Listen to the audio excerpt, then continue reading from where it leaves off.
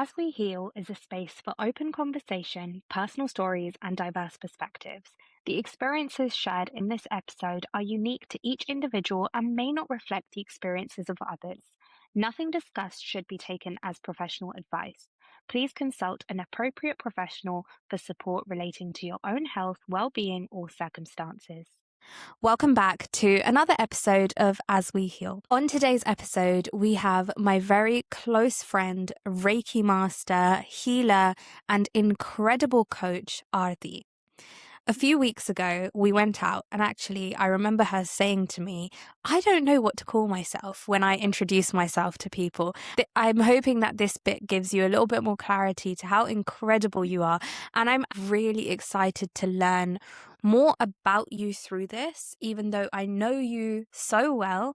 But I'm also so excited to learn from you and gain a little bit more perspective on life from your experiences too. So I'm going to hand over the mic to Aarti, and she is going to tell you a little bit about herself.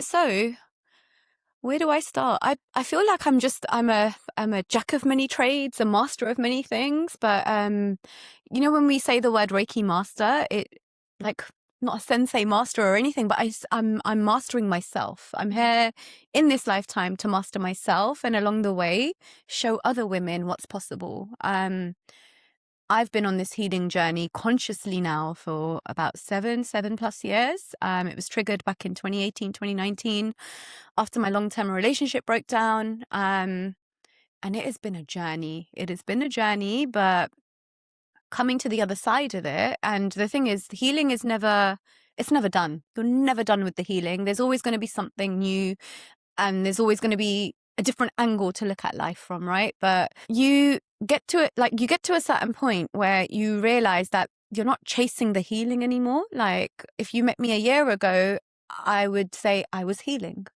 If you ask me now, I'm living.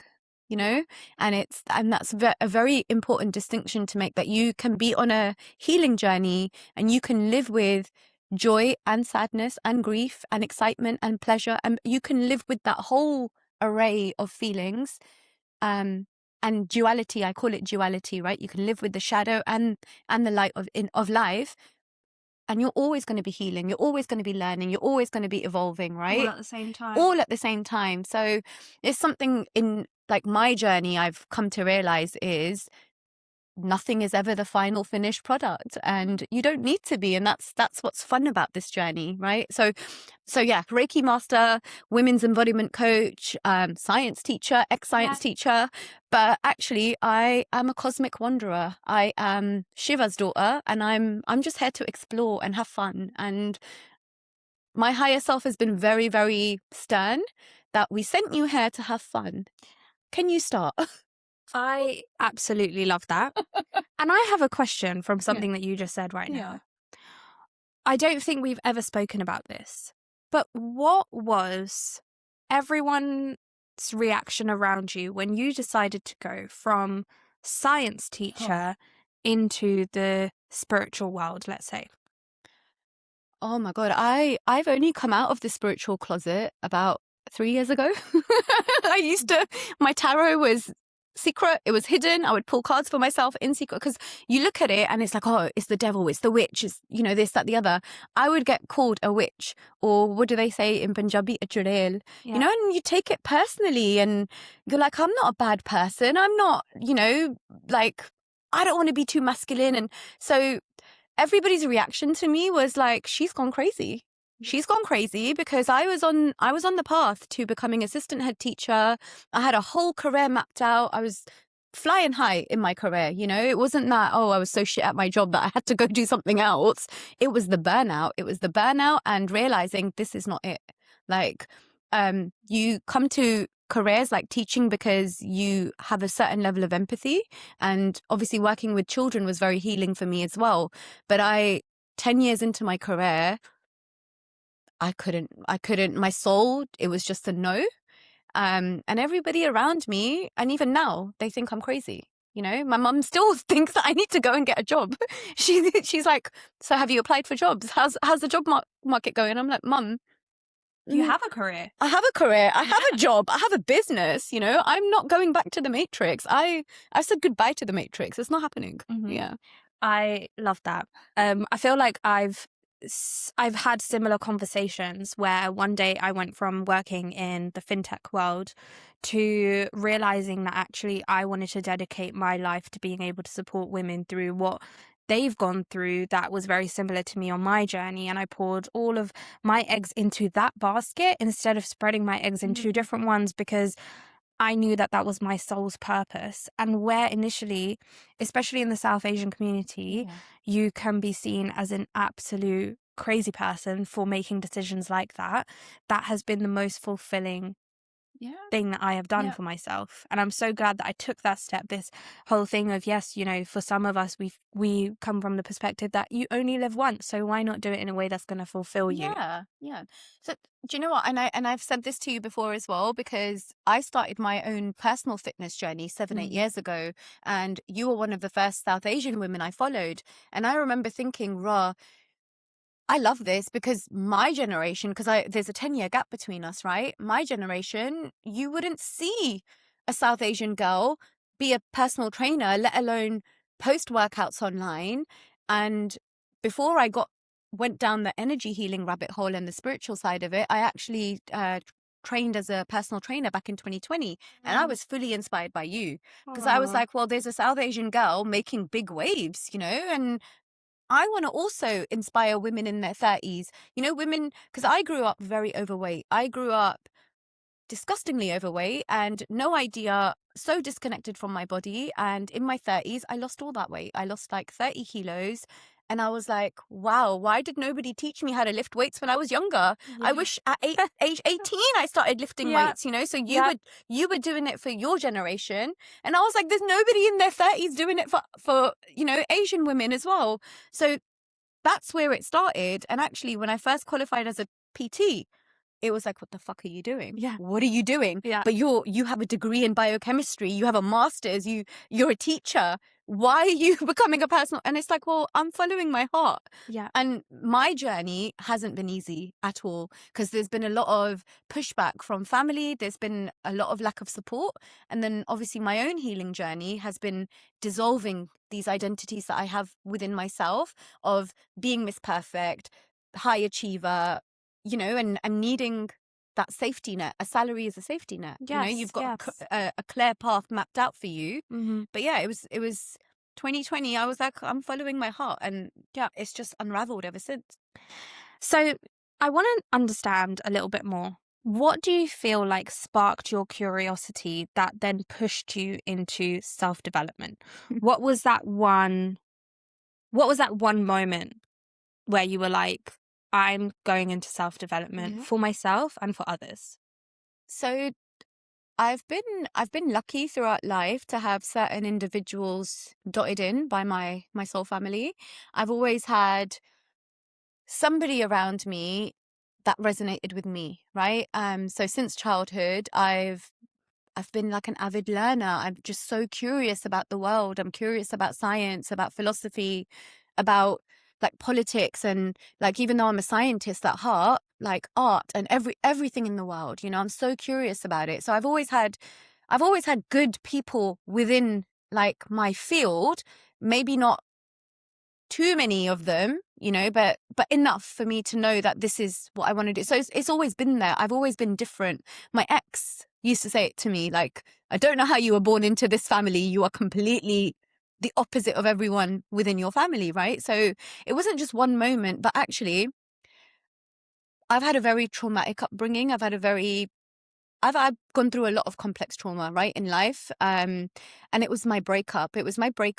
And realizing that I also had a part to play in the breakdown of this relationship. There was a lot of abuse from him, and actually from me as well. I was verbally abusive, right? There was a lot of self-harm that I did to myself. And when I developed Bell's palsy, so this side of my face was paralyzed, I remember sitting at the train station, because I walked right to the edge of the platform, and it was either I was going to figure out what's wrong with me and why I am the way I am, or I'm going to jump and be done with it, right? And I've had those instances And actually the suicidal ideation has been there since I was very young, right? So personal development, it wasn't one moment. It was like, if I don't figure it out or try get an understanding of why I feel the way I feel, I'm going to do it, you know? Yeah. And obviously at that time, my niece had been born, so I was very close to her. So she was an anchor for me. So Bell's palsy, 12-year relationship ended. And I was like, I don't want to bleed on anyone else. I don't want to carry on these same patterns. I don't want to be this person who reacts, who flies out of her body, who's self-harming, you know, whether it's cutting myself or punching myself or not eating properly. You know, there were so many different ways that I was not looking after myself. So that was it. That was it for me. It was the Bell's palsy. And I remember I sat there and I prayed to God and I was like, if I get the function back in my face, I promise you, I'm not going to take this life for granted. I promise you that going forward, I'm always going to back myself. I'm always going to. So sometimes self-development can become toxic as well, because the first couple of years, it was toxic self-development. It was me being hard on myself. You know, that whole David Goggins, wake up at 5 a.m., Yeah. go for a run. And it was like I was punishing myself, you know? Yeah. And in the last 3 to 4 years, that development has become more nurturing and there's been a lot more reparenting. And I've been working very closely with my inner child, little Aarti. She's like at the center stage of everything, you know? Yeah, the higher self is in the picture and the higher Yes. self knows the map of what we're doing in this life. But actually, I lead from the heart. Yeah. And yeah, so that there was, in answer to your question, in life, there wasn't one moment. There's many moments where self-development was something that kept me alive. Yeah. But it was 2019, a paralyzed face. I'd hit age 30. I was at rock bottom, you Mhm. know? And that was it. I made a promise to myself and to God that this second chance that I get given, I'm going to make the most of it. Yeah. Yeah. I appreciate you for opening up about this because I know it's not easy to talk Yeah. about. And I think when you go through life, like you said, and you have so many moments that kind of propel you into this direction where it's like, hey, you either fight or flight. Yeah.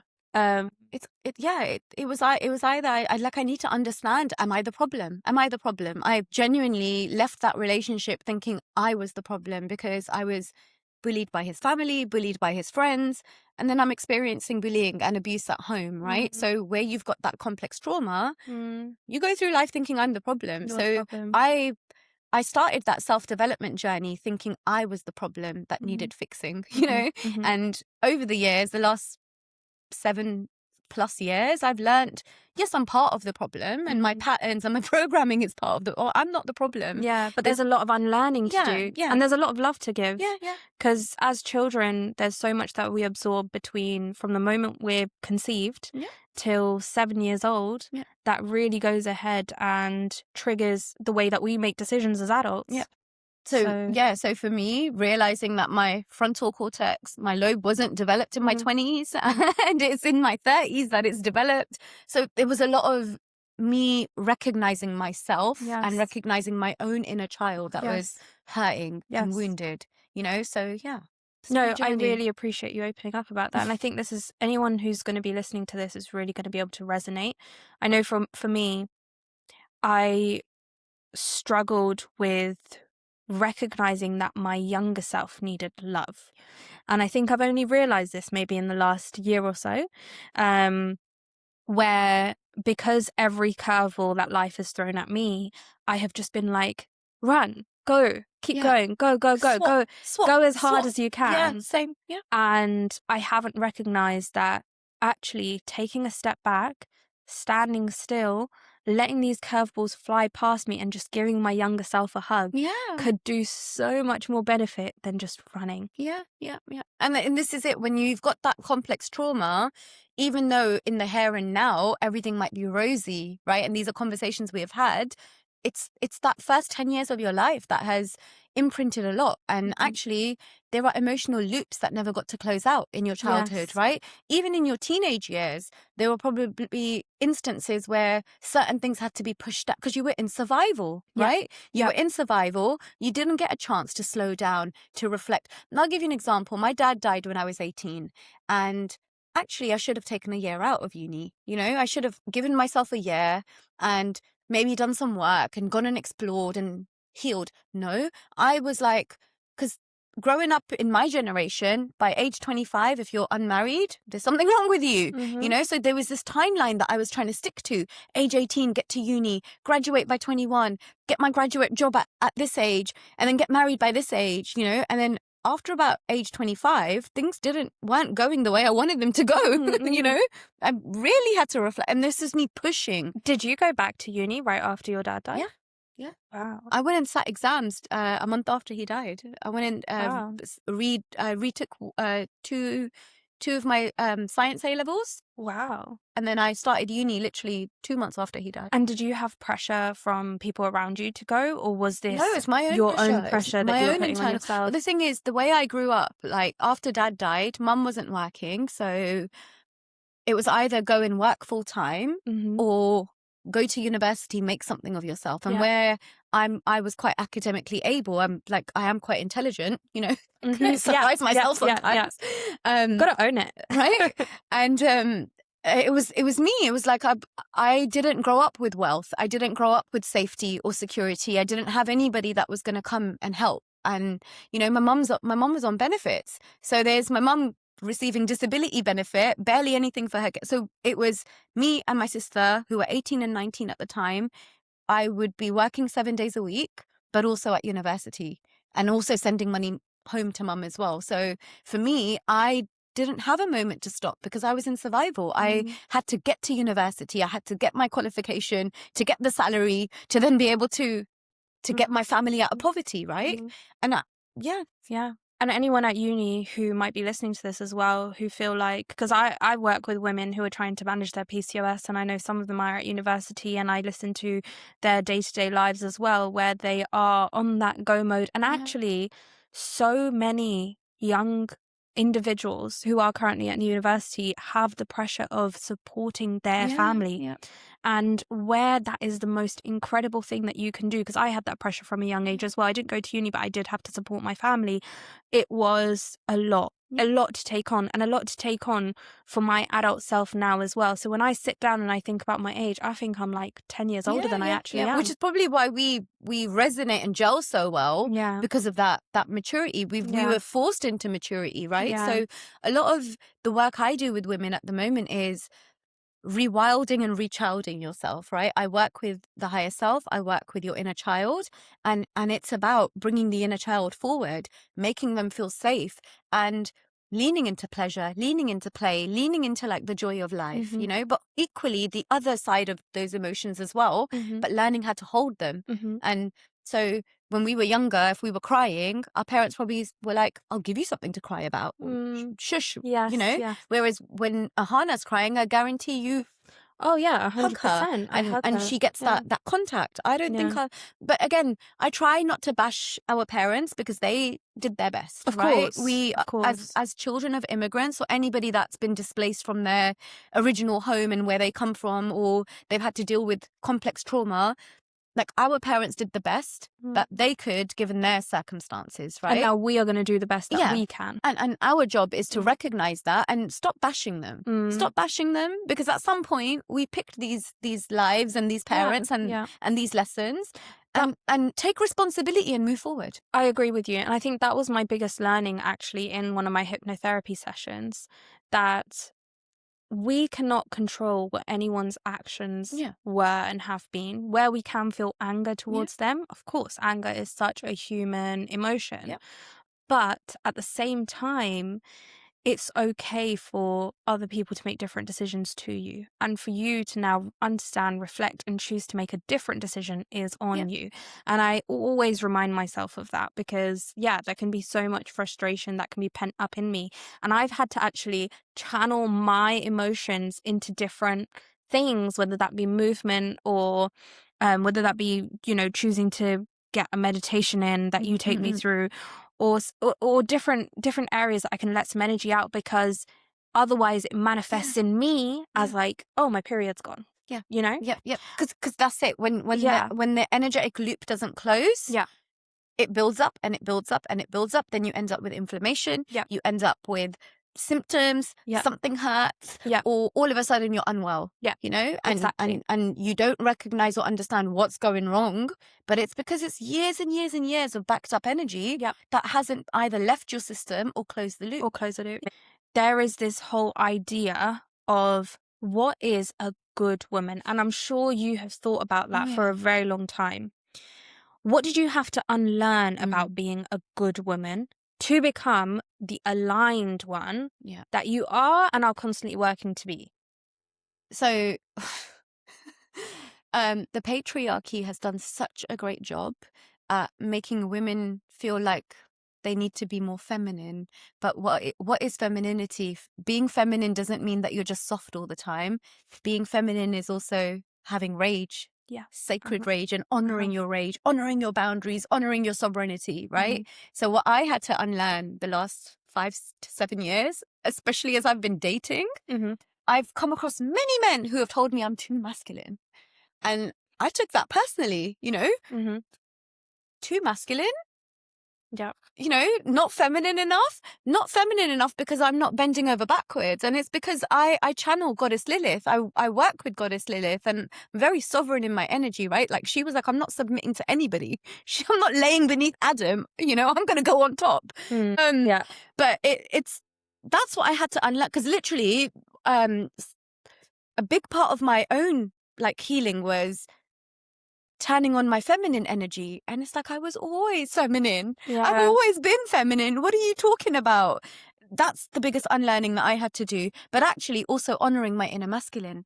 And something that you said to me today has made me really happy, because for you to notice it and then say it out loud to me means that I'm integrating, and the work that I've been doing since last year on my own inner masculine is working. It's working. You know? So actually, men and women, and whatever gender you refer to, when you talk about feminine and masculine, it's an energy. It's an energy. It is an energy, not an identity. Yes. Right? We carry both within us. I love that. I'd never heard it that way. Yeah. And we have to strike a balance with both to come into alignment. Now, in life, sometimes maybe your feminine might lead you, right? Depending on what you're going through or what you're moving through in life, right? Whether it's like creation or, you know,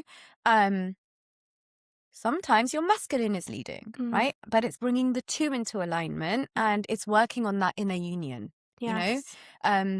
Even online, obviously, you know, sometimes I'm scrolling through TikTok and I will see posts where it's like, you know, tap into your feminine energy, and it's like, accept this from him and make him go shopping. And I know that's it's great. like, yeah. It's You great, should be fun receiving. stuff. You should be open to receiving, but that is not all. That's not all feminine is, and stop doing that. That's horrible, right? You know, and actually, the feminine has aspects of it as well. It's got a light aspect and it's got a dark aspect. And actually, patriarchy has only ever highlighted the light aspect, the soft feminine, the nurturing feminine. You know, what about the dark feminine, like Goddess Lilith, like Hecate, like Kali Ma? What about them? Yeah, you know, they're sovereign. Yeah, they don't take shit from anybody. Yes, you know. Yes. I understand that. So yeah, that's been a big part of my learning. You know, the inner child stuff and the self-love, but actually, masculine, feminine energies go hand in hand. And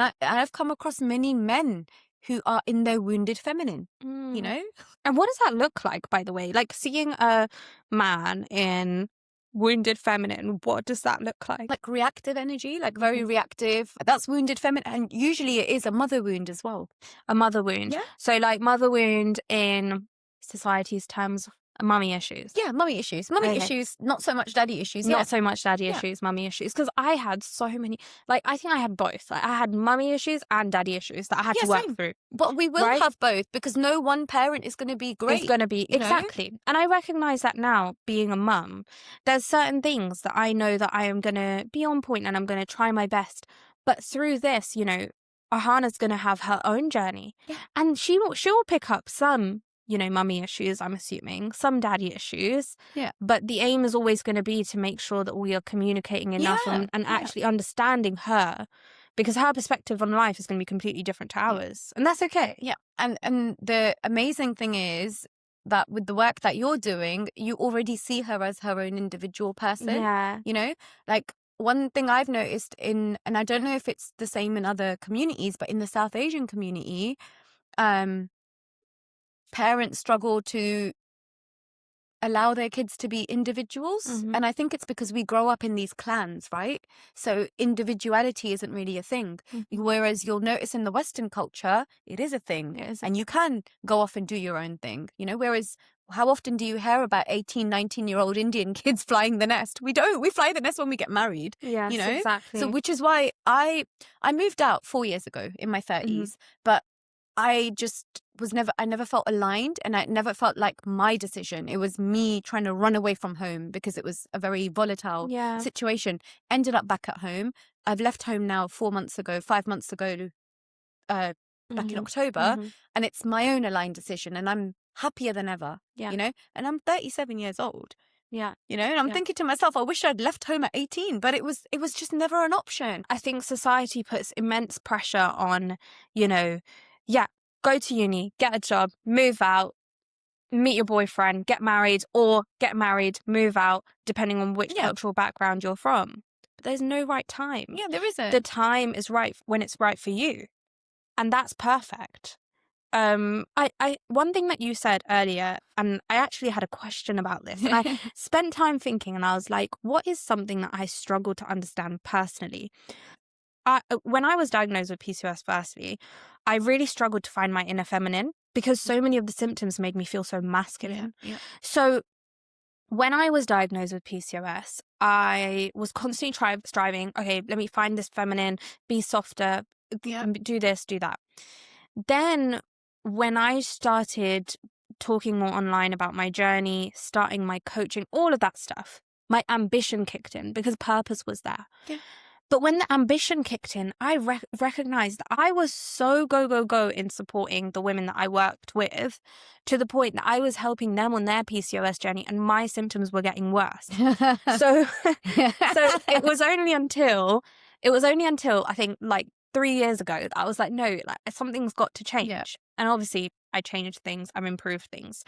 My question is, do you think women struggle to hold both ambition in this society and softness at the same time? Like, does ambition have to look like the Wolf of Wall Street? You are go, you are awake, you are non-stop.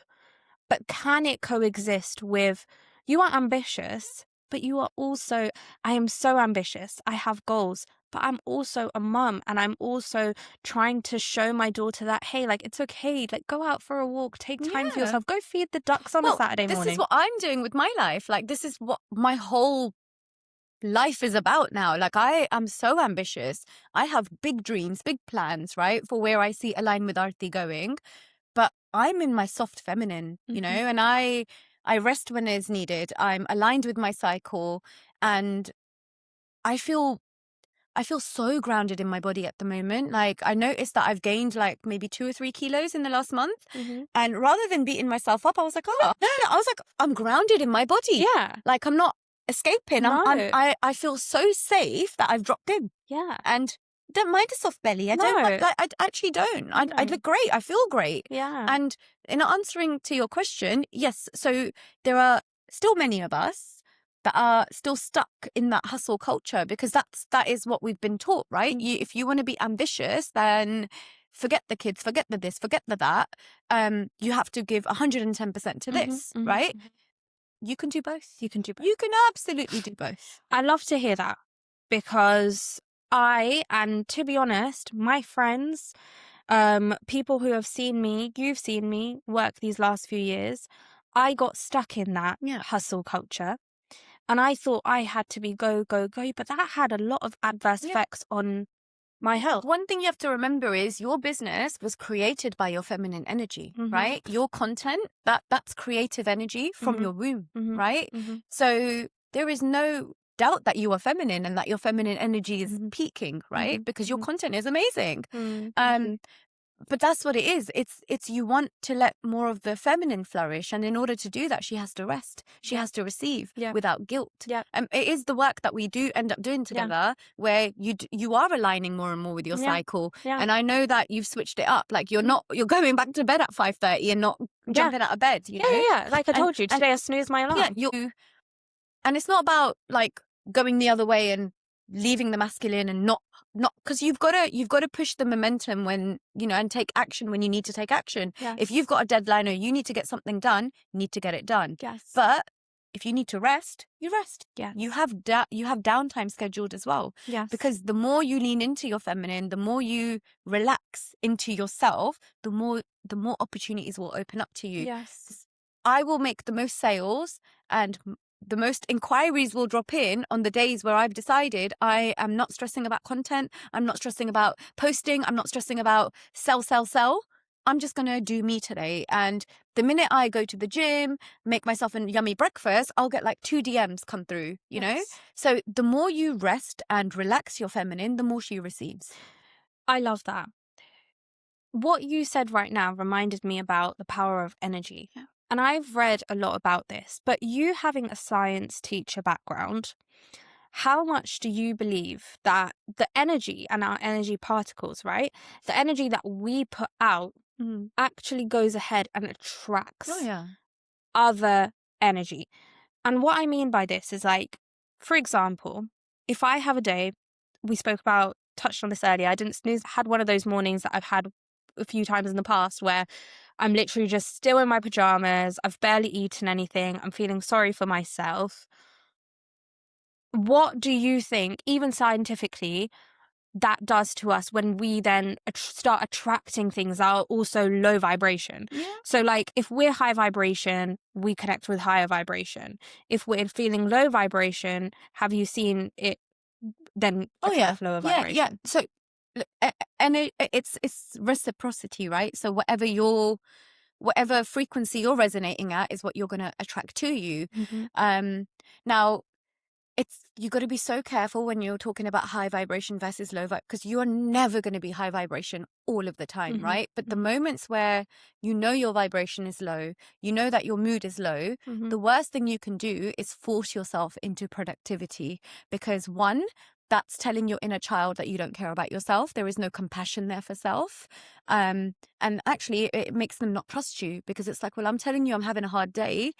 Right? So that this building that compassion and trust with yourself, and giving yourself something that will help lift your vibration, whether that's doing like a yummy yoga flow, doing some kundalini yoga to just get the energy moving up your spine, going for a walk, making some cacao, making a nice tea or breakfast. There are so many ways that you can raise your vibration.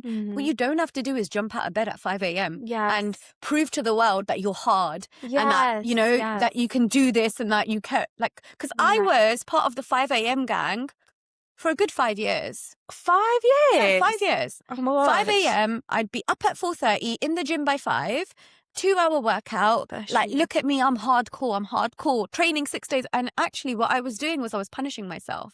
I was showing little Aarti that I don't care about you. You're not good enough. Shut up and get up. Get up. Go train 6 days a week. Don't rest and don't eat like enough. And that's I'm punishing myself. Why am I don't want to punish myself. So anything you do in life, it shouldn't feel like punishment. It doesn't always have to feel like pleasure and joy, because let's be real, like sometimes when you're folding clothes, there's no pleasure in that. No. You just have to get shit done sometimes. But the more you can lead with pleasure, joy, and what makes your soul light up, the more aligned you'll be. I love that. But again, high versus low vibration, you're always going to oscillate between the two, or sometimes you'll be in the middle. But it's learning that just because you're not at the higher end of it, nothing is wrong. Nothing is wrong. Nothing. And that's what nervous system regulation is, that you can feel the wheel of emotion and still be at your center. And like there are days where 2 days ago, I was having a very low day. It was just not feeling great. And it's because I felt personally I was picking up the masculine collective. I was picking up on their energy and whatever they're moving through, right? So with me, I'm like, didn't feel great. Just, it was energy in my body that I couldn't move. And I just felt the stuckness. I felt the stuckness in my back. In your back, yeah. And at that moment, I was like, okay, this is not me. Like, overall, I'm fine. Nothing is wrong. There are no fires to put out, but this is energy moving through me. I honored it. I sat with my bowl. I did a bit of meditation. I journaled a few things. I cried it out. Got on with it. Got Wow. on with it. Yeah. Yeah. I love being able to regulate yourself like that. And that's something that I think I'm definitely learning to do and really prioritizing to do more consciously. Because I will get myself into a little loop, an Yeah, overthinking because loop at times. your alarm starts to go off because the world is teaching us high vibe, high vibe, high vibe. And if you're not in a high vibe, you're going to attract low vibe, right? So then you start to panic and gaslight yourself that Right.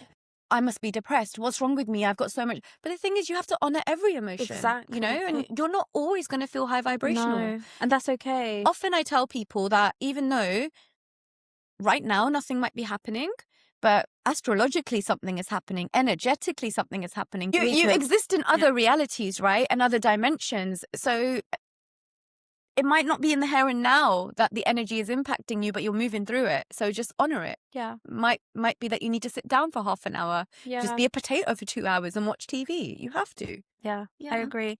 And on your, like, back to your journey, what would you say is the loneliest part of you being on this journey of constant spiritual growth? Yeah, I've been reflecting on this recently. It's like I'm very tuned in and like very cosmically connected. And what I've realized is not everybody is ever going to get to that level of truth in their life. So sometimes I'll be having conversations and the instant reaction is to help and to jump in. Yeah. Can't be Captain Save-A-Ho for everybody. So now it's learning to observe and be quiet until somebody approaches and asks me, what do you think? Yeah. I won't jump in and be like, oh, by the way, this. Because some people just aren't ready to hear the truth. They're not ready to do that self-reflection.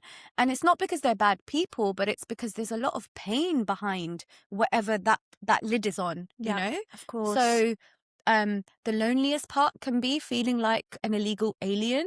And that nobody gets me, and like, you know, I'm cuckoo crazy.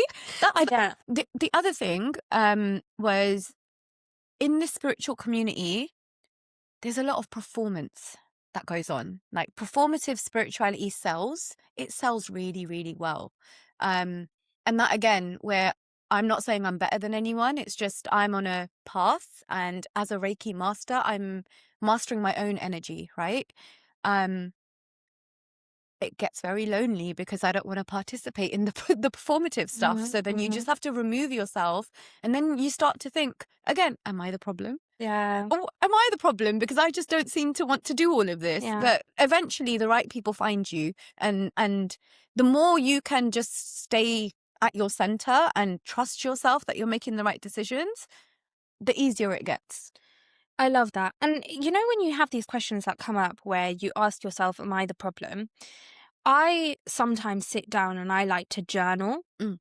What are your thoughts on journaling? And if someone's really struggling in life right now, what would you suggest that they sit and write about? Or do you suggest that they journal at all? So journaling, you can do it in so many ways. It doesn't always have to be written. So if you struggle with like writing, because one of the problems I used to have is I'm really good at lying to myself, you know? So even my journal entries would be so like, you're a billionaire. Yeah. Literally. And you have 4 yachts. No, but you know, when you need to actually honestly answer some deep shadow work questions, I would still be thinking of what answer looks good on paper. But then what I started to do was I started to voice note myself. So I've got my own number added. I've got myself added as a contact. So when inspiration strikes, or when I'm channeling, or when I just need to talk to myself, I will voice note myself. I love that. Right, that's a great way to start. And actually, the only prompt you need, right, anytime you are triggered, treat it as a mirror. Everything around you, any trigger, any person, it's a mirror. It's showing you something. Because when you're triggered, it's hitting something in you, right? It's hitting a raw nerve ending in a way. So dig it out, pick it apart. Mm.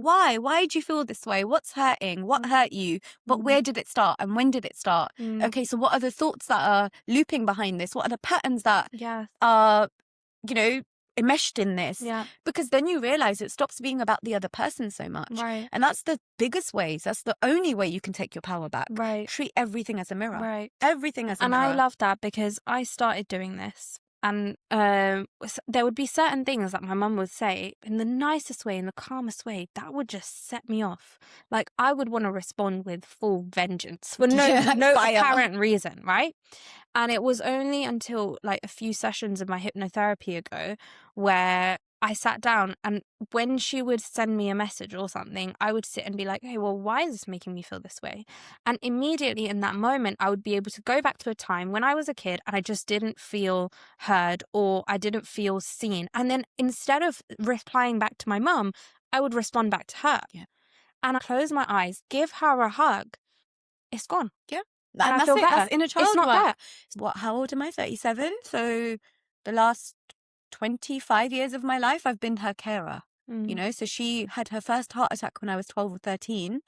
I've been her carer. I've been terrified for 25 years that she's going to die, and then That's a lot. right. And then having already lost my dad 20 years ago, it's like, oh my God, I've got this one parent. I need to keep her safe. But it's like, Aarti, no, we can't do this anymore. We can't. Yes. Because I reflected. I was like, do I want to hit age 40 something?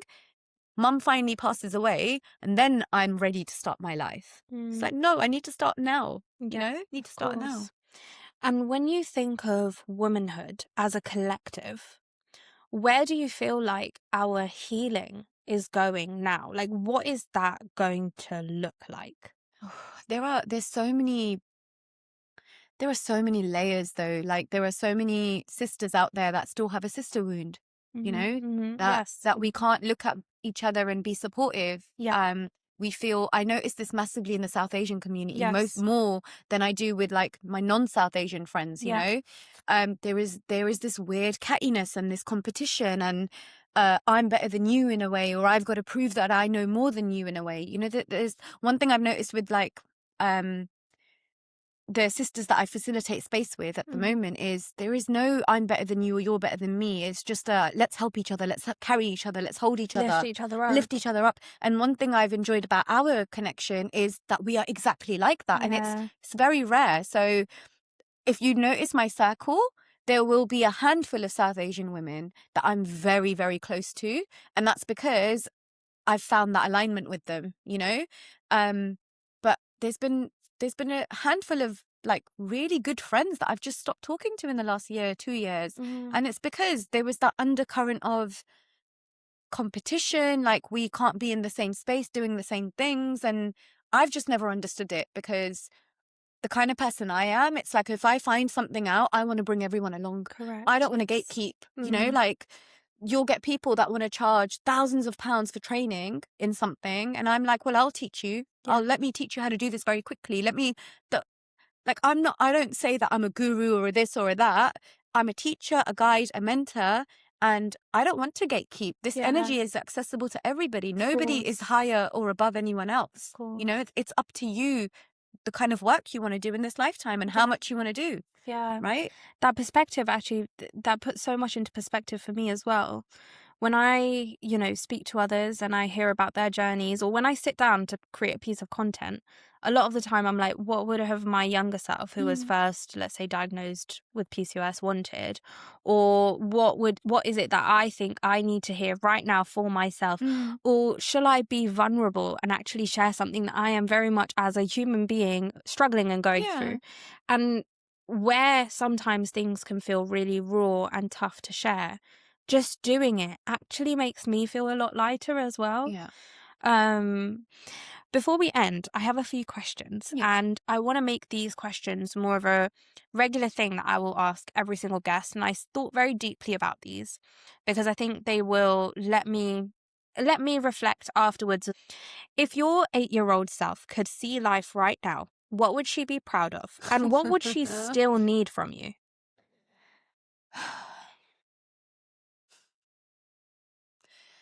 I think just the way I make other people feel safe. because she never got that safety. She's not felt safe for a very long time. I think she'd be proud that we're just happy, we're thriving, and because my dad was a very happy man, and he used to dance, and he used to like just be jolly, and I feel like I've got that childishness in me as well, and I think that's what she'd be happy about. So I think age 10 onwards, I had to grow up very quickly. So yeah. Yeah.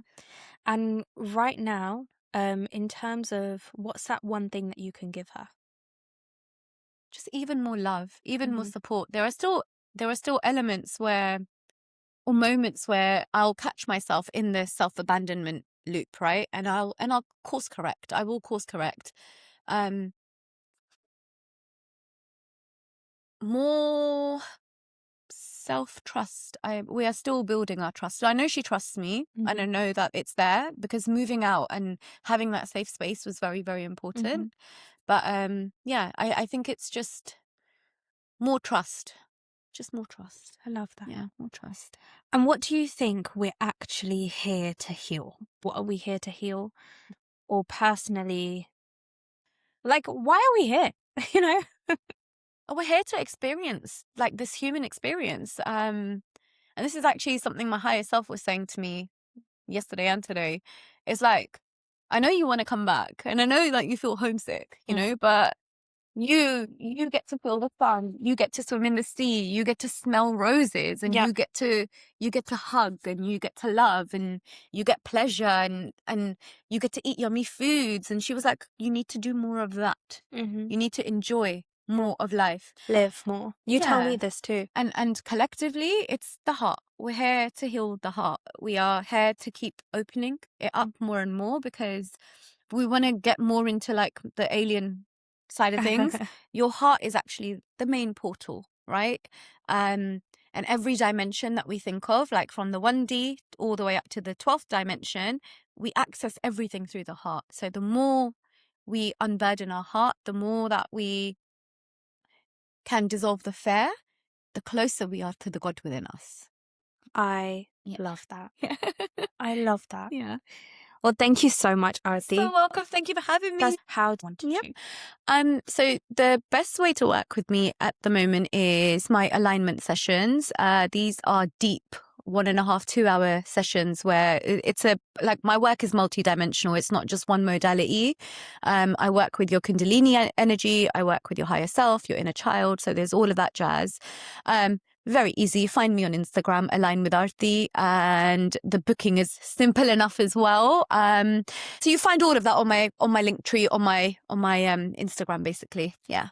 I love that. Thank you so much. And thank you for tuning in. I hope you were able to gain some perspective too. And I will see you on the next episode.